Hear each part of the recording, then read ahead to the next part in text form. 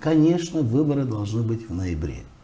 Но я же понимаю, и не я, многие депутаты Народного собрания, жители Гагаузии. И вчера я так слышал, что и исполком тоже, как говорится, поддержал инициативу Тормозского железоглу, что выборы должны пройти в ноябре. Это правильное решение. Потому что сегодня есть один человек. Это человек, который самый большой вредитель Гагаузии. Он никогда не был командным игроком, он всегда играл только на себя. Это коррупционер, это человек, который сегодня махинатор, человек, которого в народе говорят на гагаузском, вердим лафу алджам, говорит на русском, я свое слово дал, заберу назад, никогда не держит слово, манипулирует, использует всех. И я скажу, что это председатель Народного собрания Дмитрий Георгиевич Константинов. И я скажу, что сегодня, конечно, начинается последний год, последний, сколько, 5, 6, 7 месяцев, и он должен уйти. Вы представляете, какой у него внутренний испуг, ведь он-то баллотировался откуда? С Ферапонтьевки. Он сам житель Камрата, баллотируется в Ферапонтьевке, получает там 100-150 голосов, становится депутатом, и дальше всеми коррупционными схемами идет во власти Народного собрания.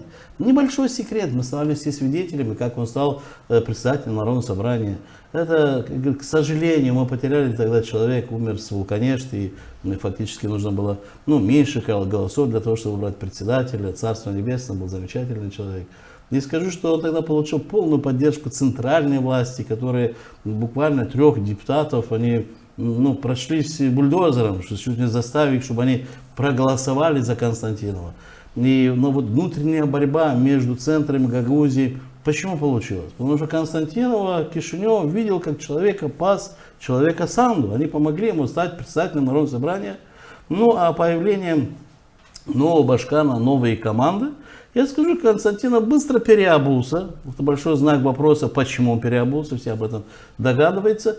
И фактически центр, видя, что человека, которого они привели в власти, предал их, напал на Гагаузию, не на него, а на Гагаузию. То, что его там не выпускают выехать в Таиланд, не знаю куда, его там, честно говоря, стыдно даже смотреть, что показывают там какие-то больничные листы, все остальное. Это все понимают, да, конечно, удары идут по нему, потому что он предал тех людей, которые привели к власти. Поэтому это время предателей должно закончиться.